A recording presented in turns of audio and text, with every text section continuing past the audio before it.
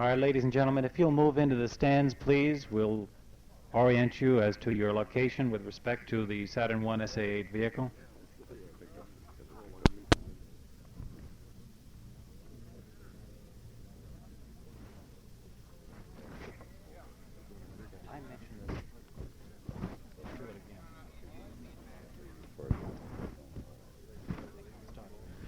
Ladies and gentlemen, while you're getting into the stands, my name is Charles Freelander with the Kennedy Space Center, NASA.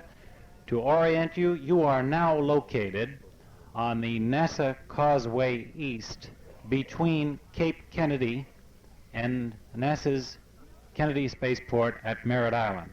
You are approximately 5/10 of a mile west of Cape Kennedy on the causeway, and you're facing generally in a northeasterly direction towards Saturn Launch Complex 37. There are approximately 60 high-intensity searchlights trained on the Saturn I SA-8 vehicle at this time. We are now at T-minus 21 minutes and counting for the SA-8 launching. To bring you up to date, the count was picked up at T-minus 30 minutes. At that time, confirmation was made that Pegasus I, the previous Pegasus satellite, was in a clear orbit, so as to in no way conflict with Pegasus II that will be launched this evening. Pegasus I is confirmed at T-minus 30 minutes to be 60 degrees clear, so that there will be no command interference between the two satellites. At that time, at T-minus 30 minutes, a check was made as to the status of the tracking network. At T-minus 26 minutes, the S-4 stage, which is the upper stage of the Saturn I vehicle, was checked for engine gimbaling. As some of you may know, the engines on the rockets that we're using today are permitted to gimbal or swivel in order to compensate for an accurate trajectory in flight. In a sense, the engines sense the fact that the launch vehicle is going off course before it goes off course, and the engines gimbal or swivel accordingly in order to counteract this before it takes effect. At T-minus 26 minutes, just 5 minutes ago, a test was made of the engine gimbaling of the upper stage, S-4 stage, by simulating an error signal into the engines. At T-minus 25 minutes, the radio frequency systems were switched on and were connected with the tracking downrange. Shortly thereafter, at T-minus 24 minutes, a check was made of the telemetry system.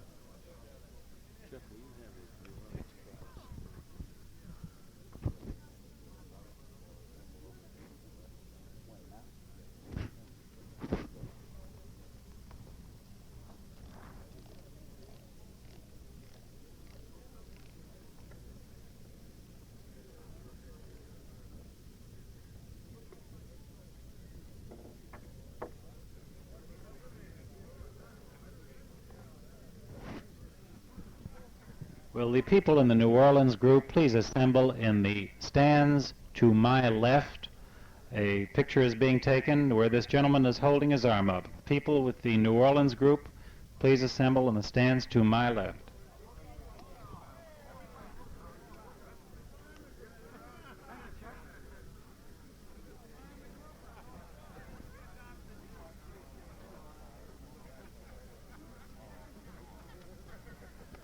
Saturn Launch Control reports we are at T-minus 18 minutes and counting. We'd like to announce the presence in the group this evening of Mayor Skirrell of New Orleans, Louisiana, and Mayor Chuck Hall of Miami, Florida. New Orleans is to be congratulated this evening.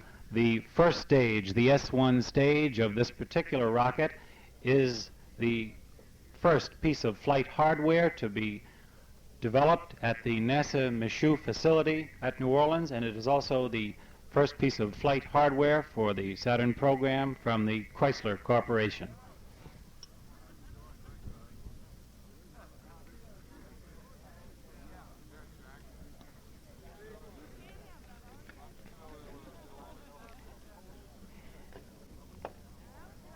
In just a minute, we'll be coming up on T-minus 17 minutes and counting.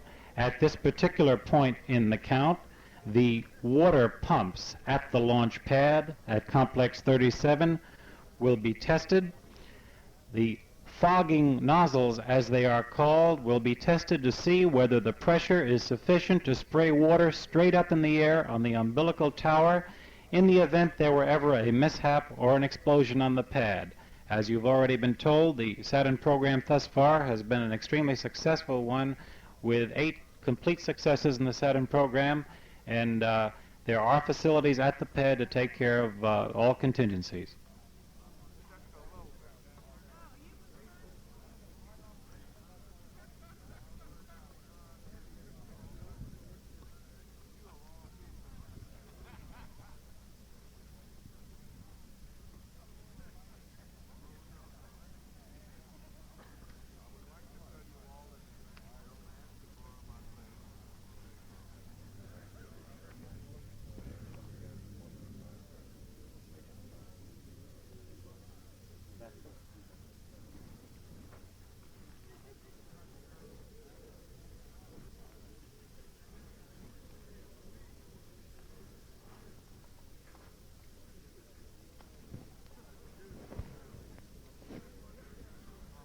To reiterate a little bit about the Pegasus meteoroid detection satellite, which has already been explained to you, I'm sure, at the auditoriums, this particular satellite, the largest launched by NASA, with wings 96 feet long and 14 feet wide, is manufactured under contract by the Fairchild-Hiller Corporation.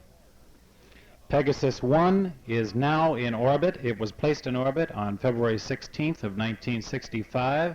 Its elliptical orbit takes it in a perigee, or its closest point to Earth, of some 309 miles, and its apogee, or its highest altitude from Earth, of 463 miles. Pegasus I has been measuring penetration of meteoroids in space. It's continuing to accumulate the data. The data analysis on Pegasus I has not yet been completed.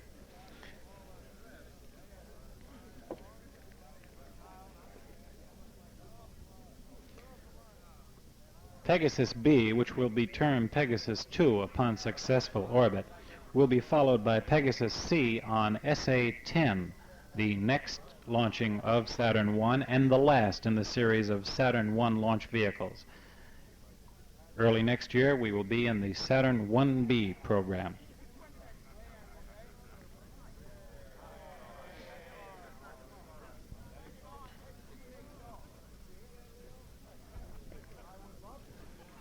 At T-minus 15 minutes, they will be checking the Range Safety Command network. This is a network whereby a range safety officer has the capability of destroying any missile or launch vehicle in flight if it veers off course in any way endangering a populated area.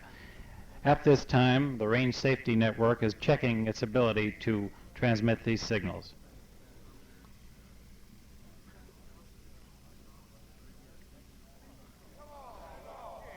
At this same time in the countdown, the telemetry system for recording wind measurements on the launch vehicle is being checked. In the past years of the space age, I'm sure you've heard the word telemetry used many times. Actually, telemetry is from the Greek, to measure from afar. There are systems on board the launch vehicle, the rocket, and on the Pegasus spacecraft that make continuous measurements during the program and send these measurements back to Earth by radio frequencies. In this particular flight, there are some 14 telemetry measurements that are sent from the launch vehicle itself and 180 telemetry measurements that are sent from the Pegasus satellite. The types of measurements have to do with heat, pressure, strain. In the case of a manned flight, they have to do with blood pressure, pulse, heartbeat. At this point, there are instruments on Saturn I while it is on the launch pad that are measuring the effect of wind on the rocket. And this particular telemetry is being checked at this time.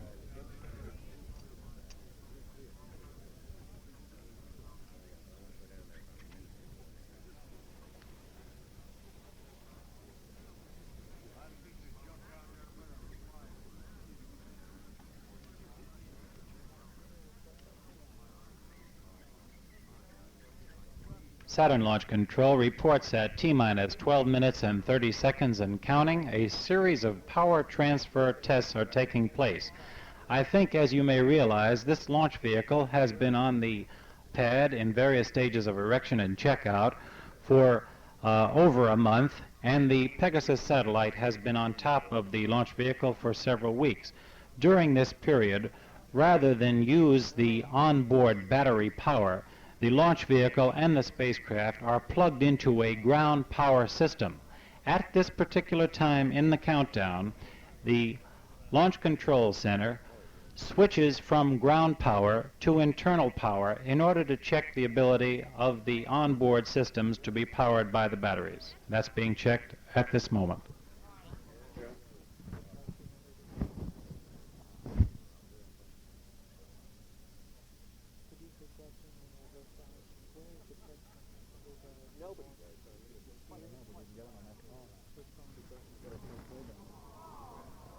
You've got 16 members of the legislature up there that flew down from Tallahassee to just watch this launch.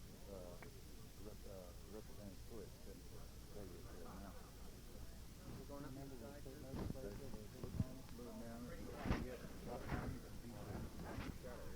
Present with us this evening are 16 members of the Florida State Legislature that have flown in from Tallahassee as guests of Dr. Kurt Debus, and we're very happy to have them with us.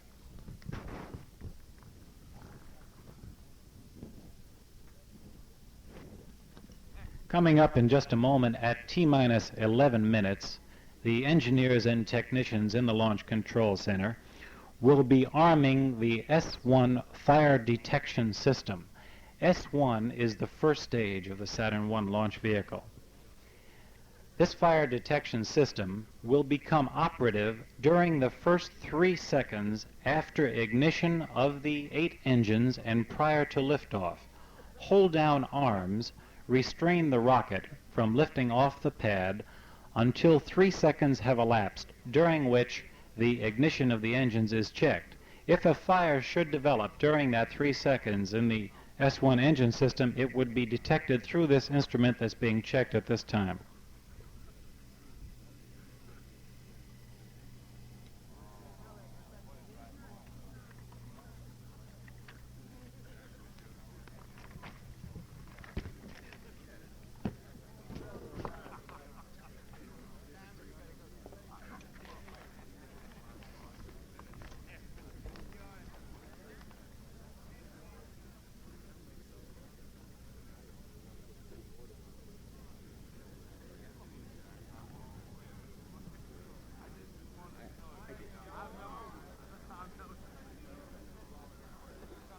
Actually, there are 2 firsts tonight in the Saturn program. One that we've already mentioned. This is the first booster of the Saturn I vehicle provided by the Chrysler Corporation. And secondly, this is the first night launching of a Saturn-class vehicle. In order to not detract in any way from what promises to be, we hope, a spectacular launching, we plan to turn all of these lights off at about T-minus 10 seconds and keep them off for about a minute. But we assure you they'll come back on shortly afterwards.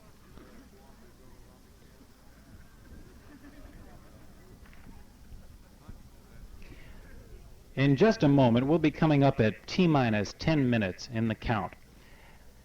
I think, as has already been explained, the combination of propellants in this launch vehicle includes some cryogenic materials such as liquid oxygen and liquid hydrogen. It took many years to learn the very detailed and complex handling of these cryogenic materials. Liquid oxygen exists at minus 297 degrees below 0 Fahrenheit. Liquid hydrogen exists at minus 423 degrees below 0.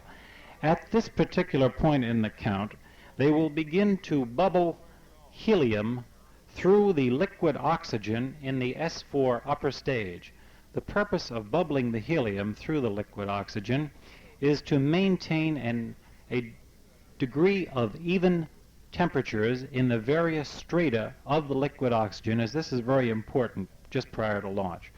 So at this point in the count, the helium will begin bubbling through the liquid oxygen in the upper stage.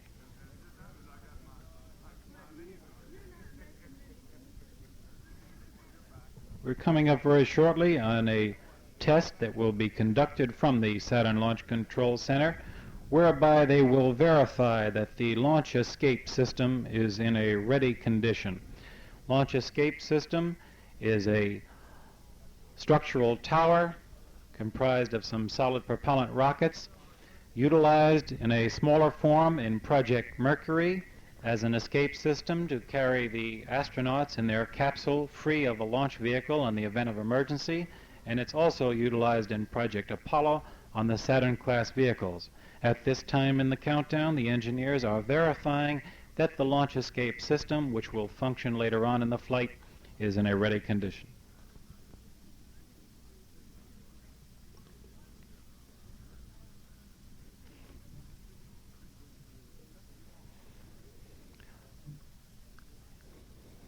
You're looking at Launch Complex 37, and you can see the Saturn I rocket with the searchlights trained on it. You can see the liquid oxygen topping off from the vent near the top of the first stage, and behind the rocket you can see the top of a red steel structure. That particular structure at Launch Complex 37 is one of two launch umbilical towers. That particular launch umbilical tower is 268 feet tall, or approximately the same height as the Capitol building in Washington, D.C. It is in a fixed stationary position, and it provides the launch vehicle with propellants, pneumatics, communications, and electronics up until the moment of liftoff. Far over to the left, you see a much bigger steel structure with many lights and a blinking red light on the top. That is the mobile service structure. It is the largest wheeled movable object in the world. It stands some 310 feet tall and weighs 5,200 tons. Just about the time you were loading the buses at the Cocoa Beach area, that service structure began its move 1,200 feet away from the rocket. The service structure has been utilized for a period of several months to give access to the engineers and technicians in checking out the rocket and assembling it on the pad. A few hours before liftoff, the service structure unwraps itself from the rocket and moves to the left 1,200 feet to the second launch pad at Launch Complex 37. This is a dual complex with two launch pads, Pads A and Pads B. Both are served by the same mobile service structure. It has two umbilical towers, and it has one blockhouse, or as we now call it, a launch control center, roughly in the center that is not too visible this evening. It's just to the left of the red blinking light below the Saturn I rocket and to its left. That particular launch control center is a rather complex array of instruments. It's a concrete dome 110 feet in diameter. The top of the dome is 12 feet thick, comprising some 5 feet of reinforced concrete, 7 feet of compacted earth, and 4 inches of shotcrete on the top. They are located about 1,200 feet from the launch pad, and at the present time there are about 250 engineers and technicians inside the Launch Control Center.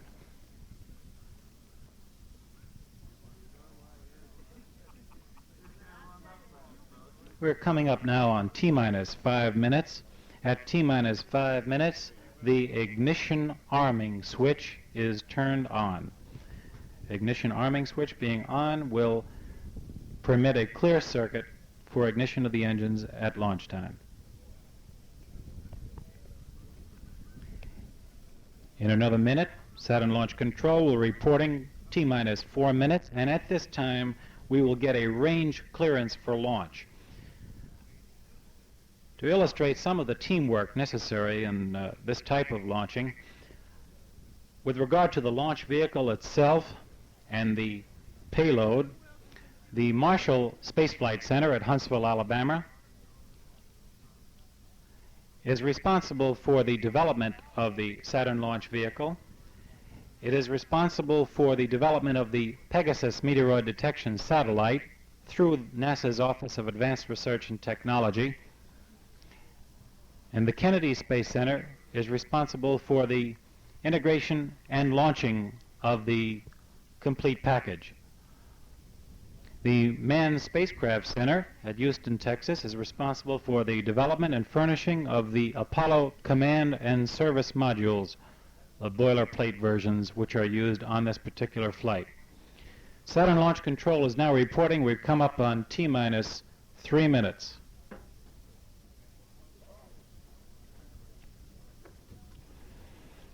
At this point in the count, the range clearance has been determined, and again to illustrate some of the teamwork involved, for this particular launching this evening, we are utilizing some of the round-the-world stations of the Manned Spaceflight Network, including Patrick Air Force Base, Bermuda, Grand Turk Island, Antigua, Ascension Island, Pretoria, South Africa, Tananarive, Madagascar, Carnarvon in Australia, and Hawaii. These stations will be used for the first 5 orbits of the Pegasus satellite.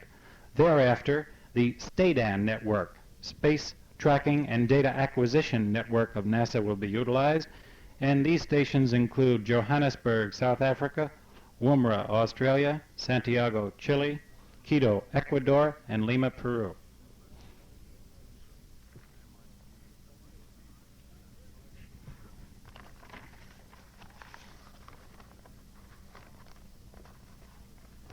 At T-minus 2 minutes and 43 seconds, the Launch Control Center switches to an automatic launch sequence system. In the old days of smaller rockets, it was possible for an engineer to sit at the console.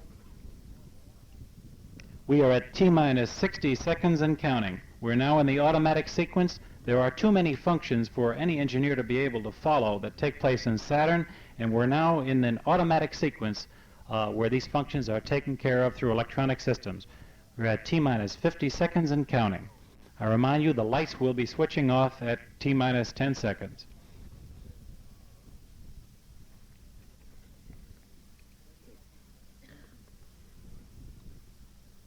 T-minus 30 seconds and counting.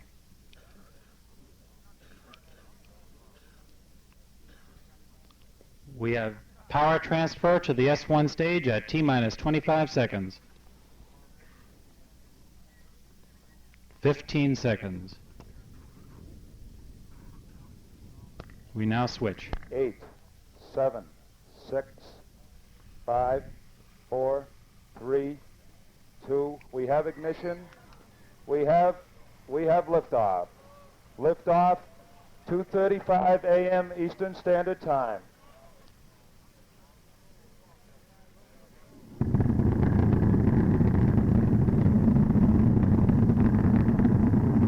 Plus 15 seconds into the mission, our telemetry that is starting to report is looking good. All conditions look normal, says the test supervisor.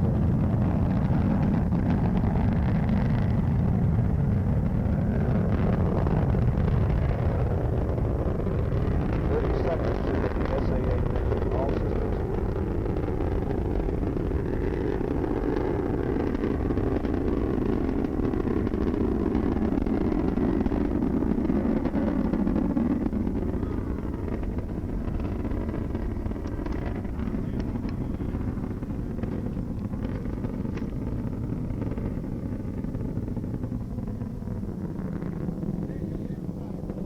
T plus 50 seconds, and all systems are showing good data at this time.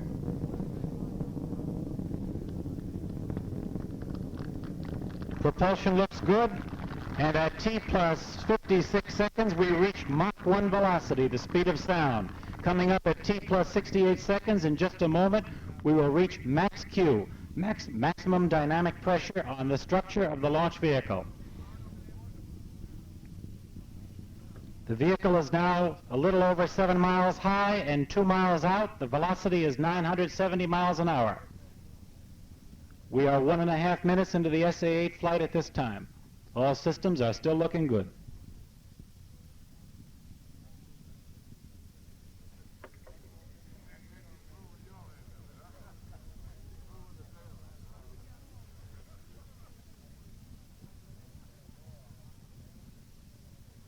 At T plus 1 minute and 45 seconds, all systems in the spacecraft look good at this time.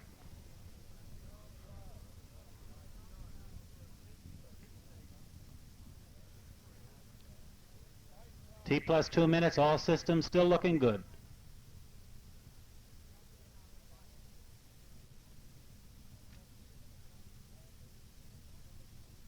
Two minutes and 10 seconds into the flight, and all data show a normal mission at this time.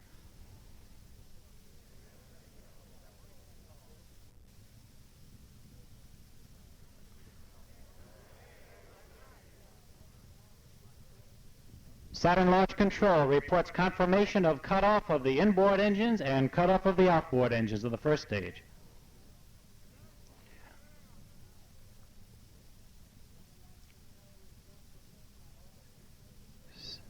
Saturn Launch Control reports ignition on all 6 engines of the upper stage.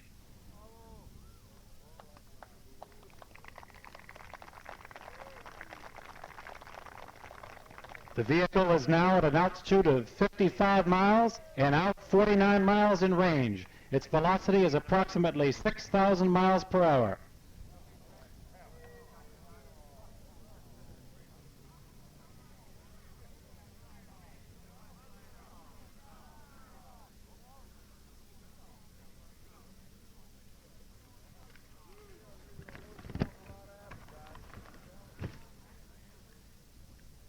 It will take approximately 15 minutes and 30 seconds after liftoff for complete deployment of the Pegasus spacecraft.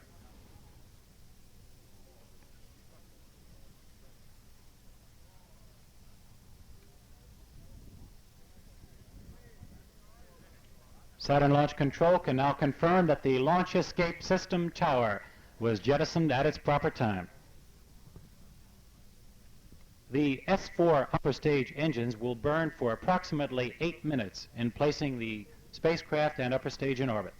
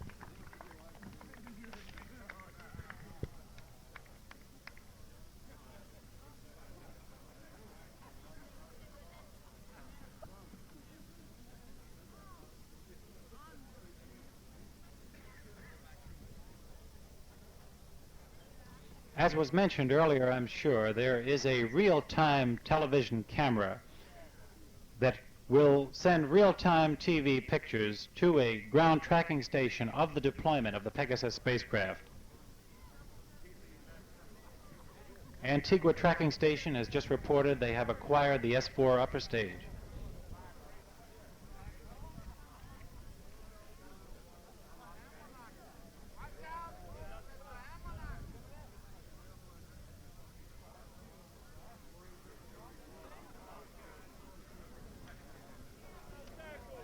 All systems are still looking good.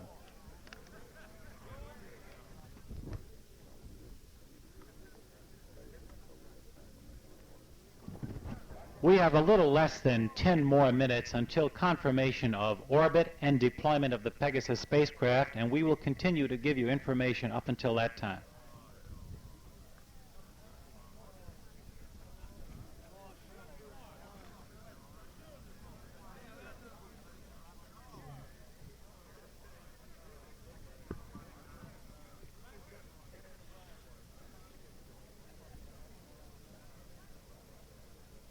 We are now 6 minutes into the flight, and the downrange tracking stations report that the trajectory looks fine on the S-4 stage.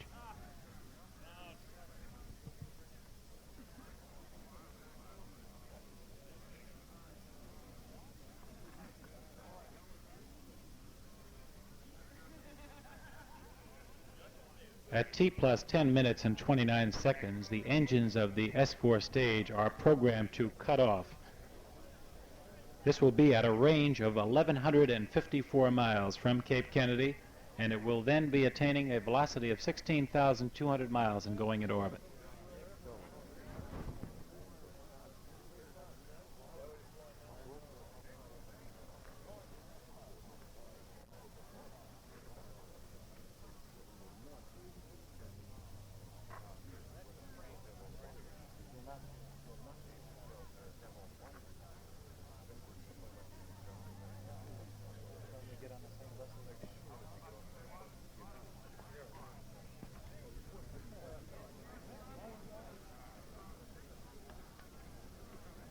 All spacecraft conditions reported looking good at this time, although the spacecraft has not deployed as yet. After spacecraft deployment, we will make an announcement to get on the buses. It's been requested that at that time that you get on the same bus that you came out on, if possible, please.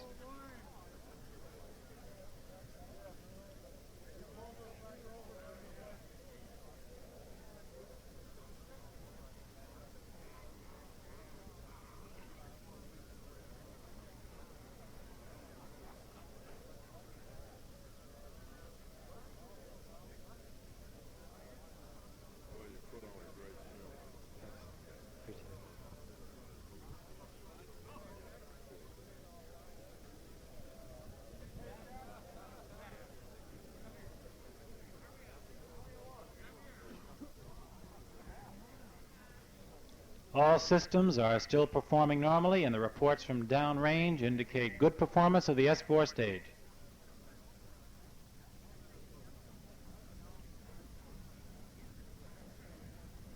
We are 2 minutes away from cutoff of the S-4 stage prior to orbit.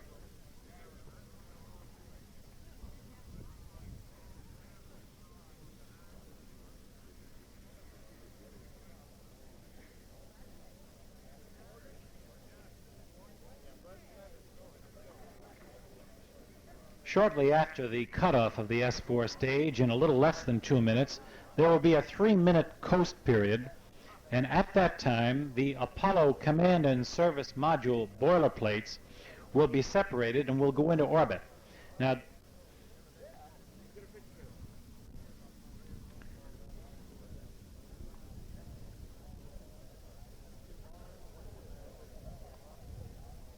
guidance and engines are reported in excellent condition.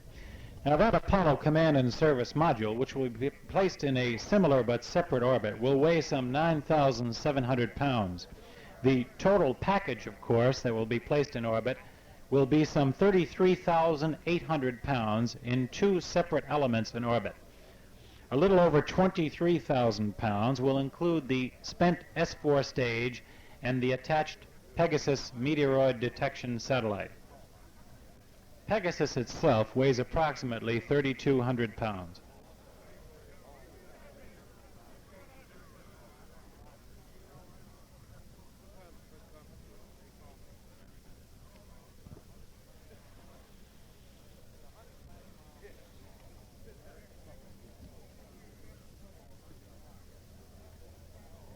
We are now 10 minutes into the mission, and all systems are still looking good. Trajectory is right on the nose.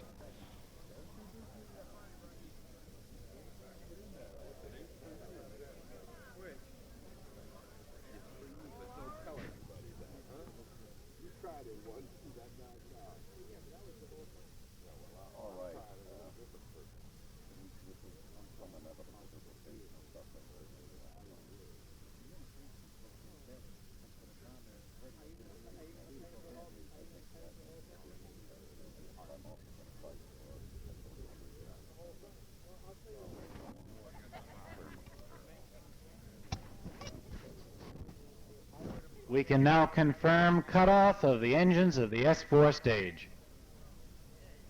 We will now have a 3-minute coast period of the S-4 stage prior to orbit.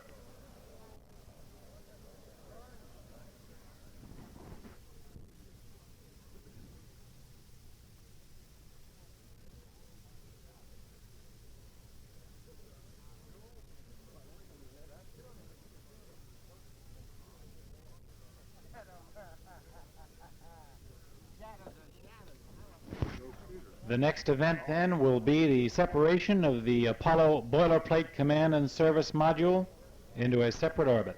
Shortly after that, Pegasus will go into orbit and deploy its wings.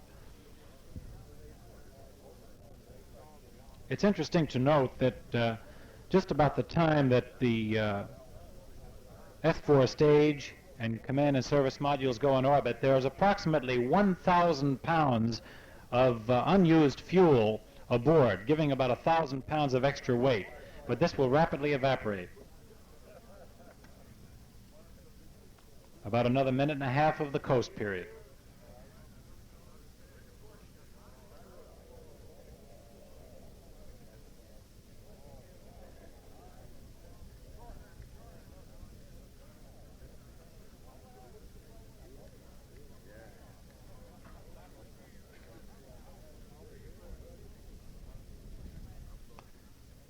Once the Pegasus spacecraft begins to energize its motors and to deploy its mammoth 96-foot wings, it will actually take about 60 seconds for full deployment. I think they're collecting them. Will the people who are collecting these forms please raise your hand so that they can see where you are to deposit these forms?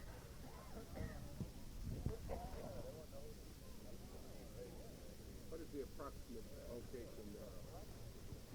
The approximate location at this time, sir? It's about 1,000 miles downrange at this time. Yeah.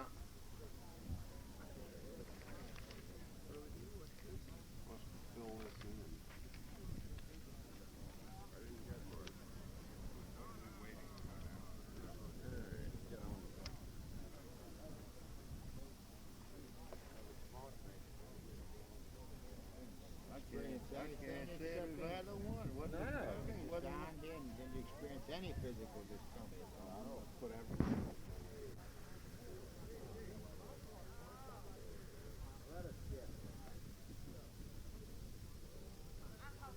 You know, you can put a little number like that. Why you worry? Look at the big number I got to put.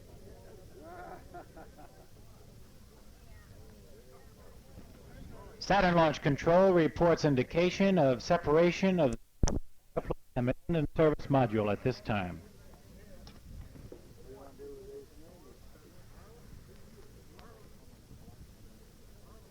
Oh, you don't have to sign it, so it's all right.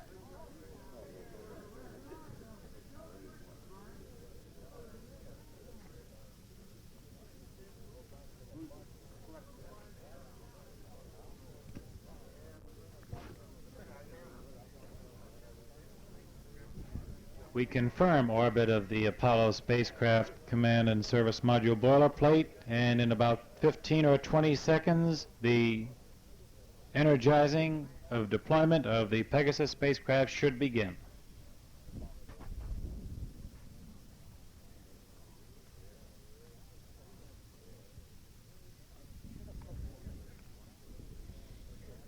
The Pegasus spacecraft has begun to deploy in orbit.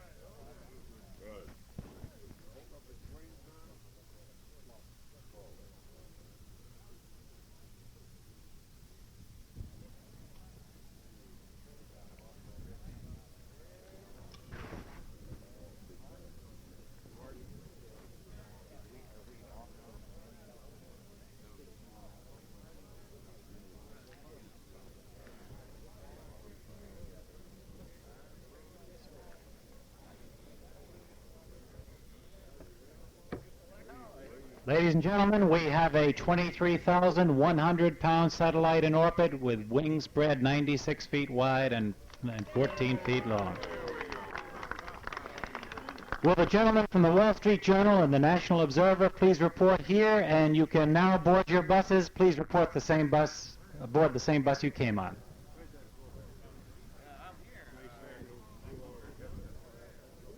All spacecraft systems are reported in a go condition at this time.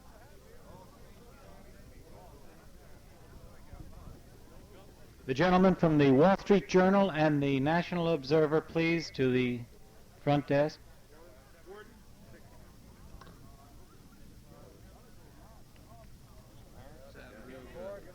Worked fine.